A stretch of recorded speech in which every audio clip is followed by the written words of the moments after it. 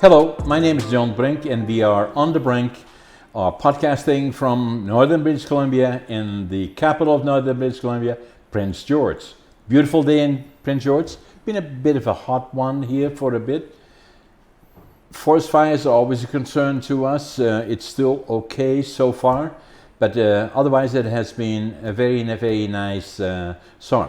Our guest today, a special guest, Todd Corrigall. Did I say that right? You said it masterfully. Welcome to the show. Thank you so much for having me. So Todd has an interesting career, and he is the CEO of the Chamber of Commerce, but he is on leave, and we'll talk about that a little bit more as we get into the show. Tell us a little bit about your history. Sure. So I am born and raised in Toronto, and I have no shame in saying that I'm a Leafs fan, but I am not that Leafs fan that people may typically associate with it. But I moved out to BC in early 2000, Okay. and directly to Vancouver. And really what that was for me was I was spending so much time in Toronto commuting back and forth to work, and then the weekends would come and I would inevitably spend so much time commuting up into Muskoka or Killarney or northern parts of Ontario to go hiking and camping and fishing and all the fun stuff that you're certainly not going to find in Big city, yeah. in a big city. Yeah. How many people in Toronto again? Oh, Couple millions. Yeah. Like 10 Yeah. million probably. Yeah. It's Big. I mean it's a big city, but Yeah. growing up there is different. It doesn't feel big. I think No. when you grow up there, at least I always knew I was in a big city, but it never Yeah. really felt like a big city. Yeah. But the second you get into your car, and we always sort of jokingly said, you could leave your house at 6 a.m. Yeah. and make it to work for 7. Yeah. Or you could leave your house at 6:05 a.m. and make it to work for 9:30. Yeah. Just, slight differences really created these traffic nightmares. And You build that into your lifestyle, right? Yeah. Somebody on the weekend, we were at a dinner, my wife and I, with some friends, and somebody had said they had just recently moved up from Vancouver.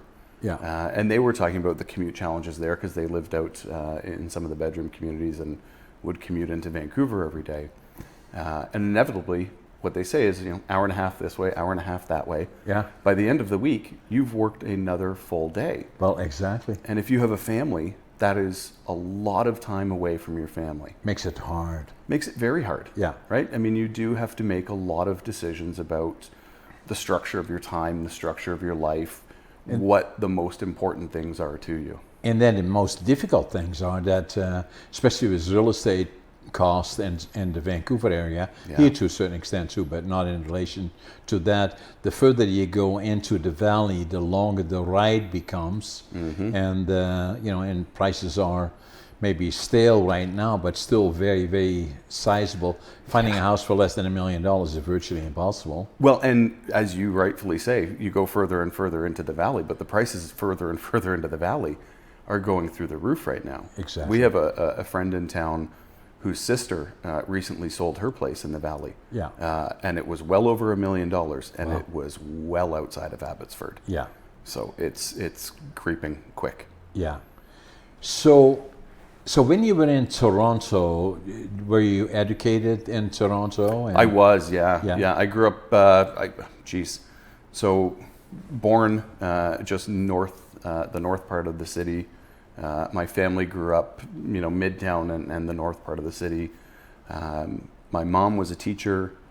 My dad is retired now, but was a neurologist who focused on mental health and addictions. Okay. And so he worked right downtown. And it's myself and my sister, who's 3 years older than I am. You have one sibling. Yeah, I have one Yeah. sister. And so lived in Toronto until I was 26. So where did you meet your wife? And tell me your name. Melanie. Melanie. Yeah. So where did you meet Melanie? So I moved to Vancouver in 2000. Yeah. My wife, who's born and raised in Prince George. Oh no. Yeah, had finished her first round of schooling at CNC and decided she wanted to go tour Europe. She has some family. Her parents came over from Germany in the 50s. Okay. And so she wanted to go visit some family and go tour. Yeah. And came back to PG and promptly said, Mom, I'm going to go off to Vancouver and see what's there. And so we met shortly thereafter. So we've been together this year 17 years. Yeah. And you have 2 daughters? Just one. One daughter. Yeah. Yeah, her name? Violet. How old is Violet? 2.5 years. She was born the very beginning of the pandemic. Yeah. And I mean the very beginning. Yeah. Yeah. Interesting. And then, so just bring us back to Toronto again. So you left Toronto, or you came to Vancouver in 2000? Yes.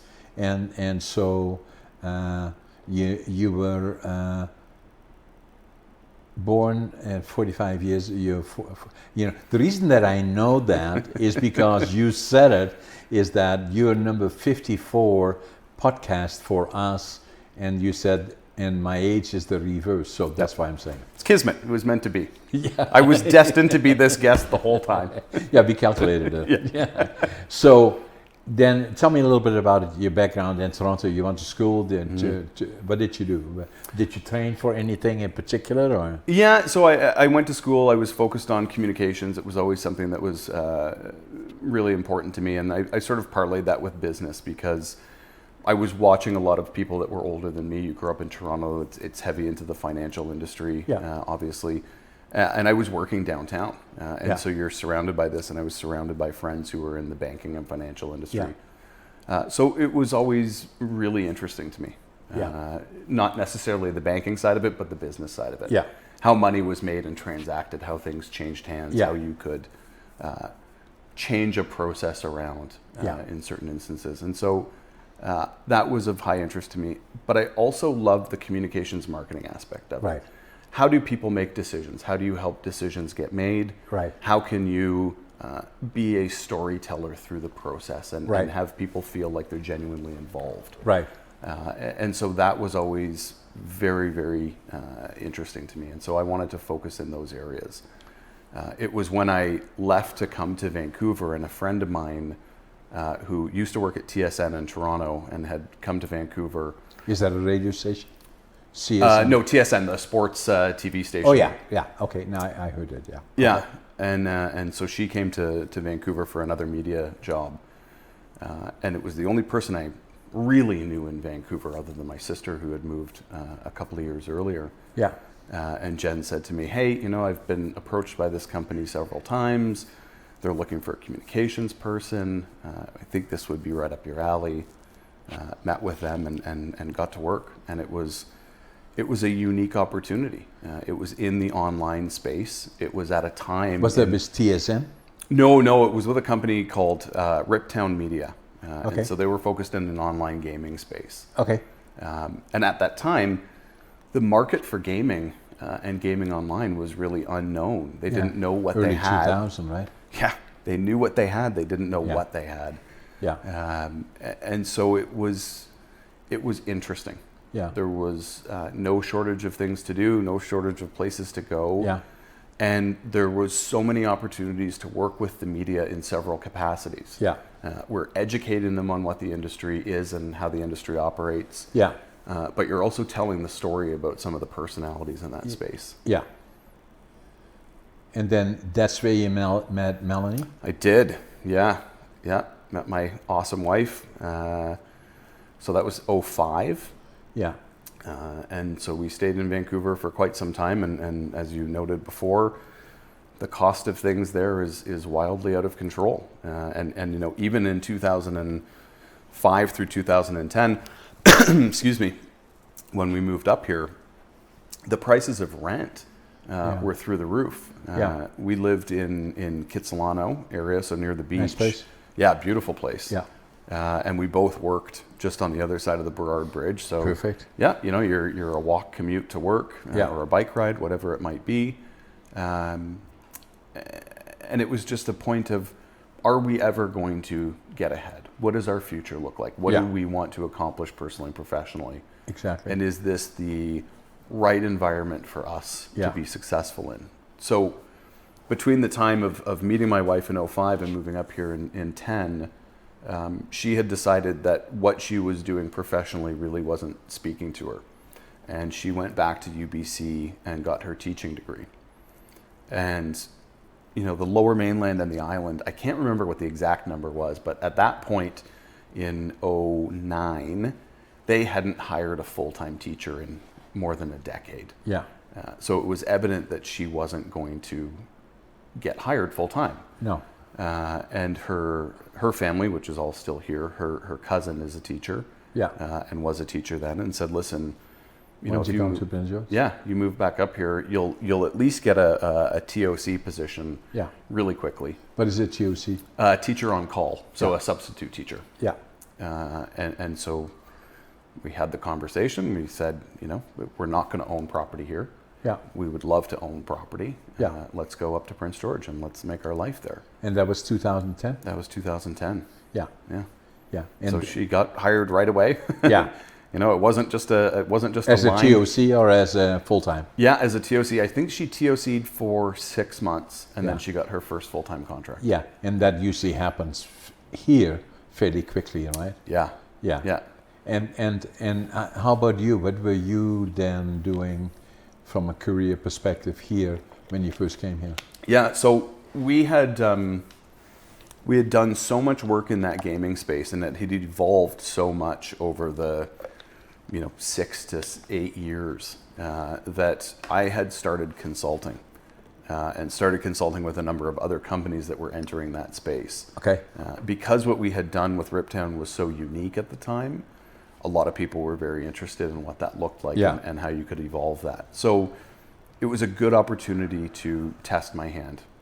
I have an entrepreneurial spirit and joie de vivre, and I thought, here's the time. It's going to be when I'm in my early 30s that I sort of take that leap of faith. And so I did that. And through that process, got to meet a lot of really great people. And a lot of great people in very diverse backgrounds. Right. And inevitably what happens is, and you have this, which is this great opportunity to speak with people from diverse backgrounds and get to understand what makes them tick. And that's what it was for me too. Right. It was an opportunity to pick people's brains that were successful in business and politics and sports. Right. And understand what the idiosyncrasies are that get them up in the morning. What do they do that makes them successful? Yeah.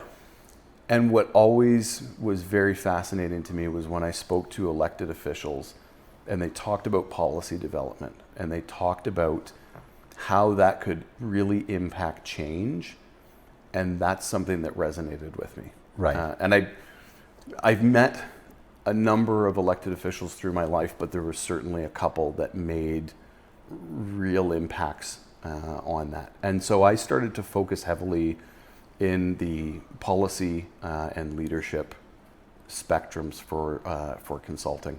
Right. And so when we ultimately decided to move up here, my only question was, is there an airport? And my wife said, yep. And ironic, because I now sit on the airport board of directors. Yeah. But it was perfect. I mean, I could travel around, I could commute, but I was always here. Home was always here. My office was always here. Yeah. And we got to diversify. I mean, I worked for William Shatner on his North American tour doing all the marketing and communication. So I got to travel around with Captain Kirk, which was pretty wild. Yeah. Amazing. Why were you connected to William Shatner? So I met a gentleman in Edmonton. Let's tell the public, just in case they don't know, it's hard to imagine that they don't, but what stands out about William Shatner? Oh, Star Trek. I mean, he's Captain Kirk. There you go. I mean, we could say it's his singing career, but I don't think many people would say it's his singing career. Yeah, and he's an amazing individual because, he's still very, very active and he's getting up there too, right? So let me tell you a good story about the first time I met him. So I'll get to the Edmonton side of this equation. Yeah. Bill was in Toronto, and that's where everything was getting finalized for his tour. So he was there with his then wife. So I had to go to Toronto to meet with him, to pitch him on the ideas of how we were going to market this tour and some of the communications practices. And so I show up, I stayed at my parents' house overnight. They drove me downtown in the morning. Yeah. I'm waiting for him. He's in a breakfast meeting. He sees me, calls me in, pitches an idea to one of the producers who's there. Whatever the pitch was, whatever the producer was, they leave the room. He says, "What do you think about that?" I said, oh, I think it's really interesting. What am I going to say? I'm not going to say that's a terrible idea or that's a fantastic idea. It's the first time I've met this man. Yeah. And this is a childhood icon for me. Exactly. And he said, here's my law. I don't say no. I will always find a way to get to yes. And that was the jumping off point for the book, Yes and, which I still think to this day is one of the most tremendous leadership books I've ever read. And so if I look at my leadership journey, that was one of those pivotal moments where you're sitting down, you're talking to an icon, you're talking to a legend. Yeah. And he's telling you, you need to find a way to not say no. Yeah. You need to find a way to say yes. Yeah. And that's one of those moments in my life that always jumps out at me. Yeah, it was a key moment, right? So, Absolutely. Yeah. So, what was he doing, just out of curiosity? Was he doing the tour to promote a movie, or why was he doing what he was doing? I think, and it's pretty speculative, I think it was the opportunity to tell his story to everybody. Yeah. So the show itself was this really interesting arc, quite performative in some points. He was in Shakespeare Theatre, which is where he got his start. Yeah. So he's a performer by nature. And so it was this beautiful arc of, here I am as this young Jewish boy living in Montreal, trying to get ahead, not knowing what I'm doing. Yeah. I believe his family was not the most well-to-do. No. So really trying to shape his future. And he sort of takes you through this arc of his life to, he turned 80 while we were on tour. Yeah. And much like yourself, incredibly energetic. Yeah. Was up at the gym every morning, and Yeah. we were literally traveling from city to city. Yeah. Every day or every other day. Yeah. And he pushed it. Yeah. And it was really great to see. So when he was telling these stories, and I can't remember how many shows I went to, it was engaging every time. Yeah. You knew the story, you knew Yeah. the performance, you knew the Yeah. bit that was coming at what point. Yeah. But it didn't change the fact that every single show felt different. Yeah. Yeah. Amazing, huh? Yeah. Yeah. And then, so you did that. Then, so now you're in Prince George in 2010. That happened in 2000 and with Shatner? Yeah, 2012? 12? 11, 12? Yeah. Yeah. So, what were you then do? Were you still working individually as your own consulting firm? Yeah, I was doing a lot of consulting over a long period of time. Right. Before I became the communications manager for CBC for the territories. Yeah. So and that happened when? Oh, now you're testing my timeline knowledge. After 2012. Yes. Yeah. And communications manager for CBC, what would that entail?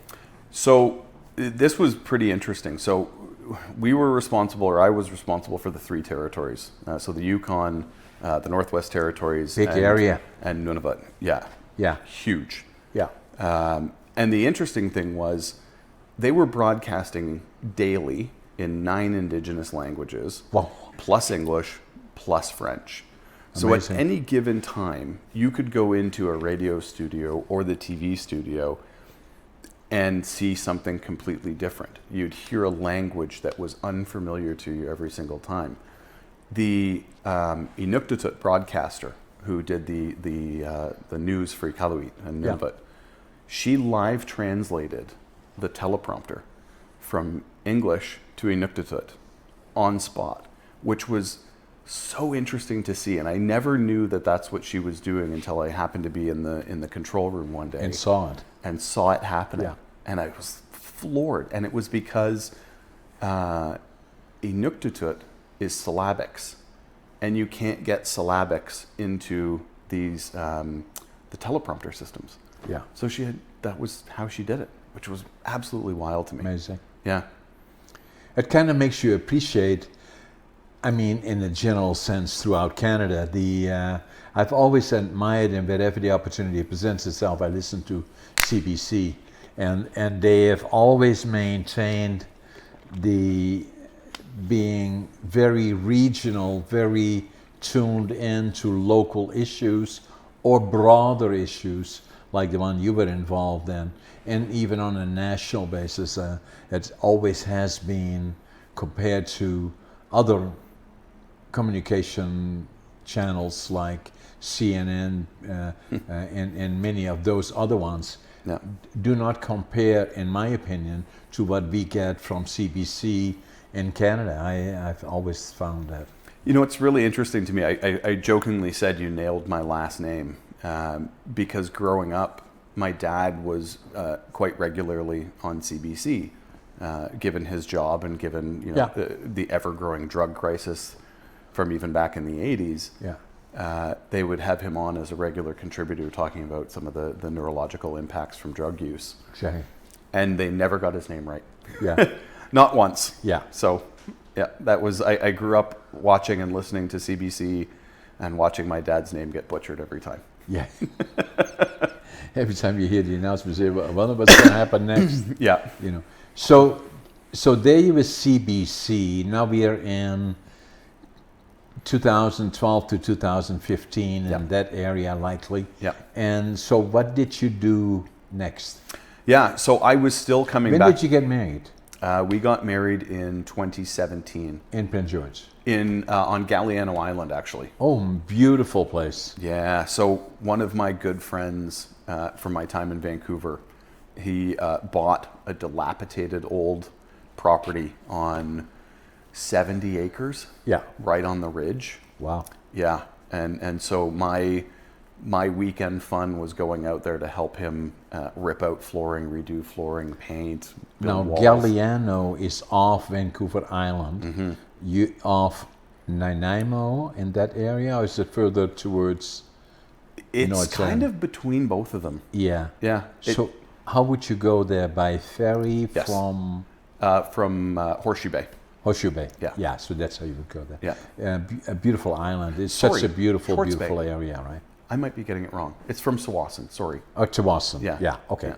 Yeah. Yeah, but gorgeous. I mean, gorgeous area. And Yeah. he owed me a favor for all the labor that I put in. So Yeah. he's got the main lodge and 6 cabins. Yeah. And now he's still expanded more. Is since it then. commercial? Does he rent that out? Or? He does, yeah. They host a lot of retreats and activities Yeah. and things there. So it was special to me. Yeah, you big know. place, 70 acres on an island. Yeah, yeah. Yeah. So now you're in Prince George, you were CBC. What did you do next? So I ended up applying for a job as the communications manager with the city of Prince George. Yeah. And I was successful in that job. Okay. And that was nearing the end of that term for council.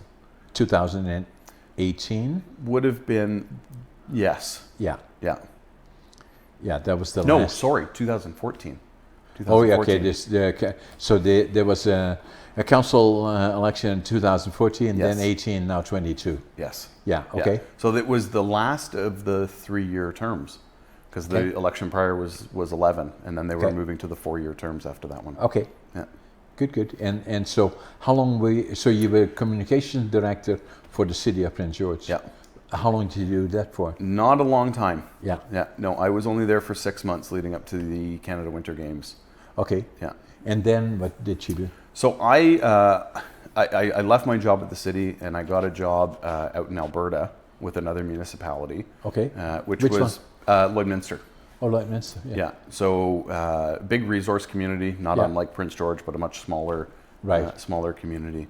And the way it was positioned was really interesting to me because this was a great opportunity to grow and really sort of hone in my skills, particularly leadership-wise. So I was brought in as the general manager of communications, marketing, and engagement. And it was a community that was really at sort of this precipice of how do we do things? We know that people are looking for things to be done differently. Right. How can we sort of shape that? And that to me resonated because it was a key opportunity on how do we deliver community engagement differently? Right. How do we help people understand the value of those processes? Right. And what is going to be engaging? And so it was, you sort of open these feedback loops, and sometimes you hear what you don't want to hear. But the reality of it is all of those comments, good, bad, and indifferent, help you shape how you do things going forward. Now, the great part about this was that there was tremendous opportunity for movement within this organization because it was much smaller than the city of Prince George. And it was not long after that that I was appointed to Director of Strategy and Government Relations and Deputy City Manager. Okay. Yeah. And how long did you do that for? 3 years. 3 years. Yeah. And then, so now we're in 21. 2018. Oh yeah, you said 14, 17, in 2018. So then you came back to Prince George. Mm-hmm. Did you come back to Prince George to be the CEO of the Chamber of Commerce? No, and this is really interesting timing. So we were sitting in Alberta. My family was coming out for Christmas. My whole family, my mother, father, sister, and her daughter were all coming out for Christmas. And my wife and I were having a conversation just about where things were and what we wanted to accomplish. And she really wanted to come back home. So her parents were still here. Her father, who recently passed away in 2020, had fought cancer for 16 years. Long battle with cancer. Yeah. And so she really wanted to be close to home and wanted to be a part of that. Yeah. Which makes perfect sense. And I said, great, we've made the commitment. We're going back to Prince George. Yeah. And the day or 2 days after we made that decision, a friend of ours in Prince George called and said, I don't know what your plans are. We hope you guys want to come home. Here's this opportunity I saw that might be perfect for Todd. And it was the CEO of the Prince George Chamber of Commerce. And I applied for the job that day. So what a coincidence, huh? Yeah. And that was in 2018? That was in 2018. Yeah, and you were successful in getting the position. Yeah. And you were being the CEO of the Chamber of Commerce for right up to taking a leave. That meant, when did you take a leave? I took the leave on, I believe it was the 12th of August. 12th of August. And here I'm sitting and I say, well, why would this guy, Daddy got this beautiful job there, why would he take a leave? But we know the answer to that. Why don't you tell us why the leave? Yeah, so on August 17th at 10:30 in the morning, just down the street here, I announced that I'm running for mayor in the coming election. That was the answer. Yeah. So had you been thinking about this, or, obviously, and I kind of took you through that whole period because at some point we're going to talk about potentially becoming the mayor of Prince George, and which would be, you followed a path that always brought you close to it. You know how cities work and you know how the things go because you were communications director in Prince George, in the city of Prince George, and obviously had been exposed to it in Alberta as well. And at all, I always kind of wondered and saying, well, at what point does somebody decide? There you had to sit down again with Melanie and saying, sit down. No, I'm just kidding. She tells me to sit down. I know. That's what happens in my house. So, sit down. Anyways, tell us how that process goes, because all of a sudden that all has a major impact on what's going to happen next to all of you. Yeah. Yeah. Again, my wife is born and raised here. Yeah. She unequivocally loves this community. Her mom is still here. Her sister's here. Yeah. All of her extended family is here. Yeah. I've come to love this community. Leaving was never easy, but it was out of necessity for our family. Yeah. And coming back is for family too. Yeah. I said it in my announcement speech last week. I believe so strongly, and I've heard it from so many, members of the chamber that I would have these conversations with, but just regular members of the community that I talk to. They're watching their children leave for Edmonton or Vancouver or Kelowna or wherever it might be because the job opportunities are over there for what they're looking to do. But we've got this great city here. We've still got, in the grand scheme of things, really affordable housing.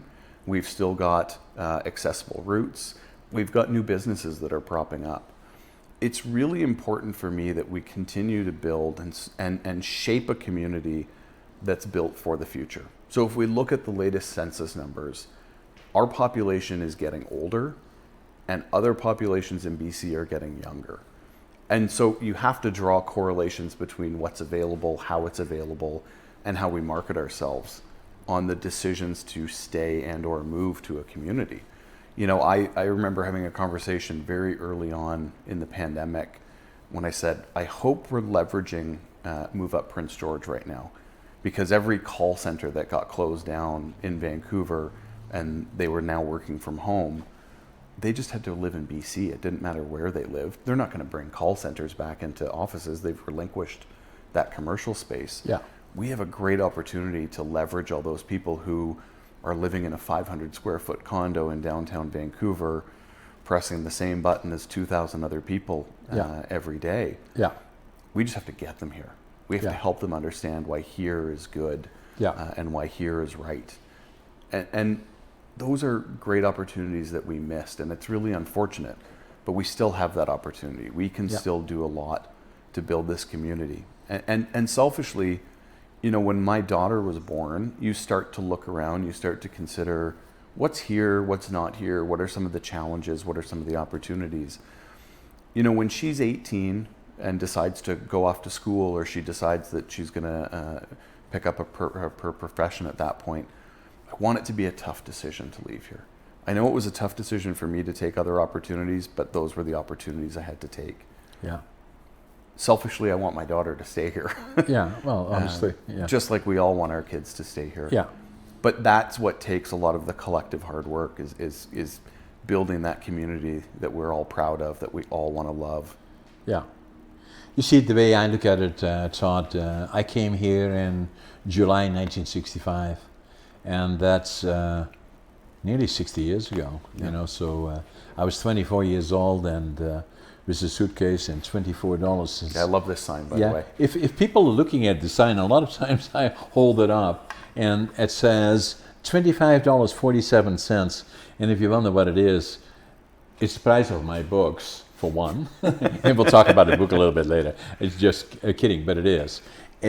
That's the money I had in my pocket when I came here in July 1965. I counted my money many times, $25.47. The other thing that it says underneath it, really, which is the foundation of my life, is attitude, passion, work ethic. And I believe those are the elements that make you successful or give you the potential of being successful in whatever it may be. You don't have to become an entrepreneur, you don't have to be a multimillionaire, and all those kind of things. They're not important. Being successful to me means that you love what you're doing, you're enjoying it, and you are very, very good at it, and you're good to others and respect others and all those things again, and you work hard in all the things that you do, and you do it well. You know, so that's kind of what is important to me. But that's kind of bringing me back to 1965, or 1965, and in July of 1965, coming off the bus, the Greyhound bus with the suitcase, couldn't speak the language, didn't know a soul, didn't have a job. And it was $25.47. I had a dream, though. I wanted to build a lumber mill. And I knew this was going to happen. It was not if, but when. And, you know, so... And then starting as a cleanup man, a lumber pilot, and then became fairly quickly already a superintendent of one of the larger lumber mills here in the Prince George region. And, you know,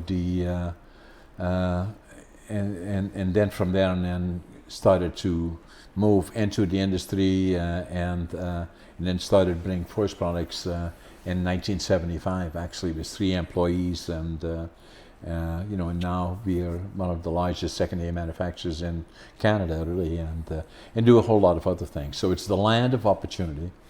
Prince George then was what I call the boom town. A common question would be, when did you come here and when are you leaving? Where now, and looking behind us, I always kind of look behind us and look at, you know, there we have the new swimming pool. We got the University of Northern British Columbia, amazing university, the College of New Caledonia, and the whole city of Prince George has become one of the most beautiful places to live in North America, in my opinion. Yep. BC already is. And then I love Canada, and then BC is, Northern BC in particular. And as you noticed, I usually start off my podcast with talking about the capital of Northern British Columbia is Prince George. Yep. And that means that if we use that term, then we have to show leadership. And I believe we have done that in the past, and we will do it still in the future. And as you already indicated as well, if you were so fortunate to be selected to become the new mayor to Prince George, Lynn Hall and his council have done an absolute fabulous job, for the last 8 years, and and I hope that path will continue, once the elections are passed. October the 15th, I think. October the 15th? Yeah, and then, then further build on all those things that we have here. It's an amazing area to live in, and our podcasts are being watched widely. We have probably between 40 and 50,000 people watching it, and podcasting has become so much more wider spread, and it because your specialty is communications and all the things around it. So I'm very excited about Northern BC for all the reasons that you are, and the potential. And then also being so involved as an entrepreneur, we have lumber mills, and then obviously as well as one of my silos of my companies is lumber. And having a mill here in Prince George, a couple of mills in Prince George, one in Vanderhoof, one in Houston. And then the other part is interior warehousing and logistics. We are the largest warehousing company in Northern British Columbia, and logistics company. And then the other side is real estate. We do residential, commercial, and industrial. It's the land of opportunity. And if you work hard, everything is possible. And so... And having worked hard and having been very involved in the community, to me was always very important. Giving back has always been very important to me in my companies. And then the other thing that I did, I don't know where my book is here. Oh, it's right here. The other thing that I did is saying, what if you got on the back there? Well, this is against all odds. I say it took me 80 years to live it, 20 years to think about it, 2 years to write it. And a lot of people say, well, why would you want to write a book? Well, I thought it was important, not so much for the fact that I write one and want to make a lot of money on it. That's not the case. And the other one is that it was a challenge to move ahead. It's not about hoorah, hoorah, John, but more about that every so often things get difficult and becomes a challenge, and several times, as I write in the book, I fell down and again had to dust myself off, start from the bottom up, but never give up. And and obviously I started out, couldn't speak the language, didn't know a soul, didn't have a job, and that all those opportunities are available for others. Not so much building all these companies, but feeling confident that you can, whatever you dream of, that those dreams can become true if you stay the course. And that's the purpose of the book. Even in cases where you're challenged, like for myself, I've been very popular, very honest about it. Obviously, I have the benefit of having ADHD. And the other part, that for those that have challenges, that regardless of all those things, you can be successful. But Northern BC in particular is unique. It's a great story, right? Yeah. And I mean, I regularly, in my capacity with the Chamber of Commerce, would talk to investors, would talk to businesses that were coming to set up here. We were just at the naming for Arbios Biotech's new facility this morning. These are conversations we've been having for a long time. We're at the confluence of Highway 16 and 97. You can get to the coast, you can get to Alberta, you can get to the far north, you can get to the lower mainland. We have one of the largest pieces of rail infrastructure right here. There's tons of rail moving through here. We have this tremendous opportunity with all the available land and all the available expertise here to be a hub of activity forevermore for projects that are going on in BC. I mean, you look at the BCR site alone, the technical skills and knowledge that are sitting right there are second to none anywhere in this province, and I would argue many other provinces. We have a small business community that is poised to really thrive if we're willing and bold enough to tackle some of the challenges that are facing them right now. I think about, Owen and Garrett and then a lot of the businesses that them and their partners have opened up here. You talk about a land of opportunity. There's a group of guys who saw an opportunity, had a passion, just like you had your passion in the lumber industry, and they built from that. Yeah. These are the types of people that create community. Businesses have a wicked opportunity to create that sense of community. Right. We just have to be able to foster it. We have to create the environment where they can thrive. Right. So if you look forward now, Todd, so you made the announcement on the 12th, I think. 17th. 17th. So you're starting the campaign already, I presume, because October the 15th is not all that far away. It was 2 months from my announcement day, so we are losing time quickly. Exactly. Yeah. And so, what I always found in Prince George, in particular, we have been very blessed in the last 8-12 years that we have had some very, very good mayors that have left, their legacies behind it, and gone through difficult periods and became what we are really today. So the next, it is all, I look at it in a region in transition really, is how do we attract more capital? How do we, become what I call a can-do community? And because it's very competitive out there. Mm-hmm. So anything that stands out in your platform that you say, this would make something special if I became mayor?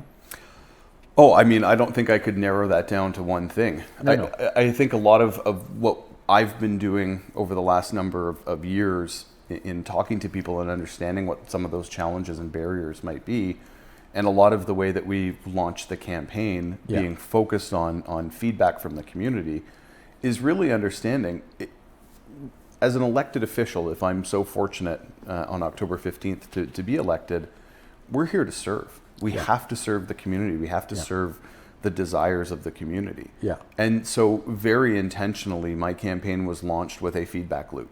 It's on the website. We're receiving hundreds of submissions in a very, very short period of time, which is great, and we encourage people to continue to do that. But that is shaping all of the policy work that we're doing in the background and all the ideas we will bring forward. Because I can come up with as many ideas, sorry, I just touched the mic, with as many ideas as anybody else. Yeah. But the reality of it is, if they're not focused on what our community wants to see and how our community feels like we can and should be growing, exactly, we aren't serving. No. Who's your campaign manager? Stephanie Diol. Oh, yeah. Yeah. She has been around for quite a while. She's fantastic. Yeah. Just much like my wife tells me what to do and when to do it. Yeah. But, is so open to a lot of feedback, has been a tremendous asset to me. Yeah. So now from a citizen's perspective, is we are going into, I don't know how many people have announced yet for mayor. You're pretty much the first one that I believe. Is that correct? Yeah, Chris Wood had said he announced in July, I believe, and then I guess he's re-announced after mine. And so that's it so far, but we do know there's one for sure, possibly another three that are going to announce. Yeah, and then the same happens with the candidates for council as well, right? We saw one announcement at noon today. Wes Mitchell. Yes, and John Zukowski announced a little while back, a couple of months, I believe. Yeah. I suspect with Wesley's announcement this morning, we'll start to see quite a bit of that movement start to happen now. Yeah, that's kind of.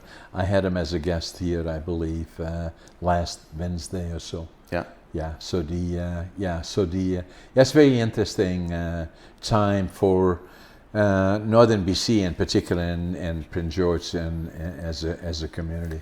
You know, I've been saying for a long time, we've got a lot of opportunities here, but right now we're like a cruise ship that's stuck in the Nechako River. Yeah. And it needs to turn around.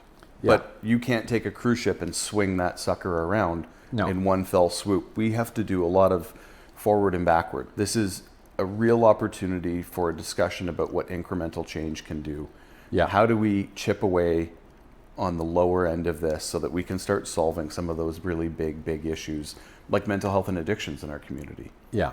These are lifetime challenges and lifetime problems. Yeah. But we can't just say we're going after mental health and addictions. We have to say we need to approach this from this point of view and this point of view. Yeah. And really work at root cause and issue. Yeah. Some of the problems that we see on First Avenue in those areas, a lot of challenging people that are trying to find ways, and between drugs and all of those things in mental health is a real challenge, right? Yeah, and I always say, and when the Mayor's Task Force for a Safe, Clean, Inclusive Community was created, it was the Mayor's Task Force for a Safe, Clean, Inclusive Downtown. Yeah. And I brought forward the motion that it needs to be community because it's more evident in our downtown, but the challenges are proliferating throughout our community. Yeah. There's issues in Westgate, up on Central Avenue and Carter Light. Yeah. The Heart is now experiencing a lot of those challenges. Yeah. And that's why I say we can't look at this from a very truncated approach. No. We need to understand the global issues on this, but we need to also fight very publicly and very loudly for our community and the supports that we need to move this forward. Right. And then other regions have a lot of problems similar to that, right? Oh yeah. Yeah, this is not a unique to Prince George problem by any stretch of the imagination. Vancouver and Kelowna, Kamloops, and it becomes quite evident here because we are a service hub. yeah. And we play well within that lane. Yeah. But because there's no other large cities for hundreds of kilometers from here to the Okanagan or the Lower Mainland, Yeah. we get then saddled with a larger issue. Yeah. And so we need to work constructively with other levels of government, but also with other communities on what we can do to help mitigate some of the issues. Yeah. Now, the other interesting part about what you are doing is that, I spend a fair amount of time always closely watching politics, not only here, but I'm in the lumber industry. That means that we have to be very aware of what happens in the United States as well, which is a bit of a zoo, to put it mildly. But good news us. recently that at least the tariffs for softwood lumber are changing a little bit. Yeah, a little bit, so, which has been a real challenge, for companies, and especially in secondary manufacturing, right? That, so in any event, the other part, obviously, that is interesting to watch is that, the transitions around, as you said earlier, is that a lot of challenges have been in how do you get product to market, and even in Prince George, with all the things that we have, and in the 60 years that I have been here, the rail situation is extremely difficult, where a lot of the forest companies now, as you probably heard on the news and from your membership in the Chamber of Commerce, you can't get cars. Unheard of. And all the years that I've been in industry is that companies have to curtail because they cannot get the rail cars on which they can load lumber to go to market, or pulp or whatever. Is because the whole supply chain has been affected by direct, indirect, by COVID-19, and subsequently supply chain issues right across the world. Right? Yeah. I mean, and the conversation is not small, and it's not easy. And I've sat with a number of the Chamber's members in the forestry sector, and I've sat with a number of people in the rail industry. Yeah. And you know, Alberta punches above its weight. Grain moves and grain moves and grain moves. Yeah. And so we need to find some of those middle grounds for how we can work constructively with the intermodal system. Yeah. Right? I mean, we have this benefit of the Port of Prince Rupert being right down the highway from us. And I say right down the highway. More or less. Yeah, more or less.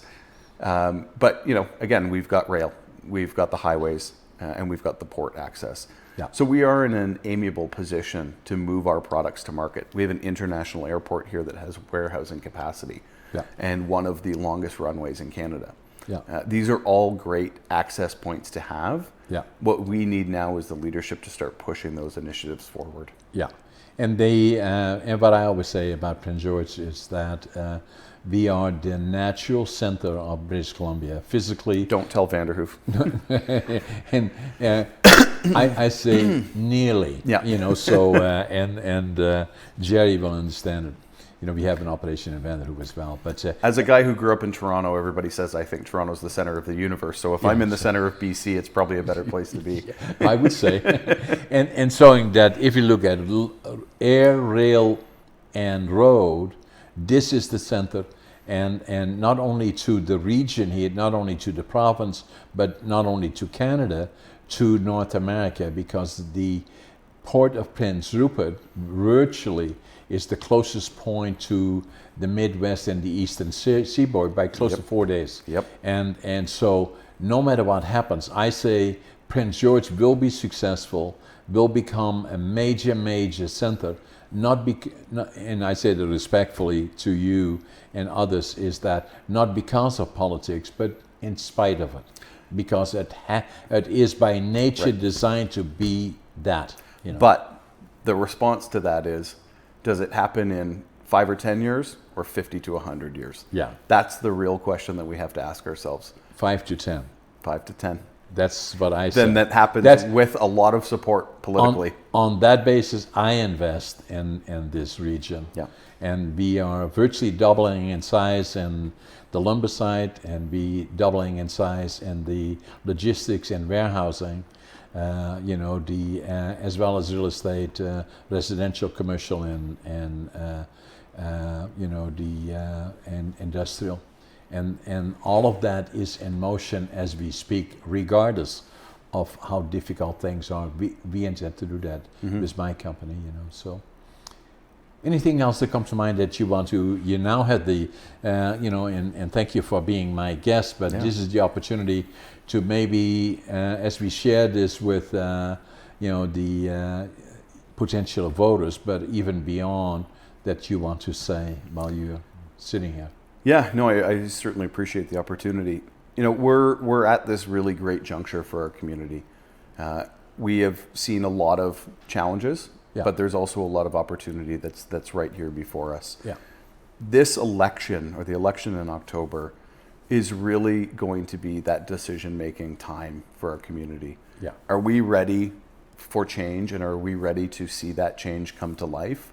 Or are we looking to stay exactly where we've been for the last number of years and continue down that path? Right. It's a challenging question, because we have to ask ourselves, what do we want Prince George to be? Yeah. Do we want Prince George to stay exactly as it is? Do we want Prince George to suffer from some of the same challenges that we have? Or do we want to see substantive change? Do we want to see help for our community? Do we want to see our business sector grow? Do we want to see younger people from other parts of the province or other provinces look to Prince George and say, that's the community I want to be a part of, because they've made the bold adjustments that need to be made to create some of those communities of the future. We have, as we've both said countless times today, tremendous opportunity here. What we need to do is just tap into that a little bit more, and we need to do a much better job of telling our story. Yeah, I agree with that. And that then being said, obviously I'm going to wish you the luck. Thank you. And we'll be watching you closely, and thanks for being my guest. Thanks so much, John. Thanks.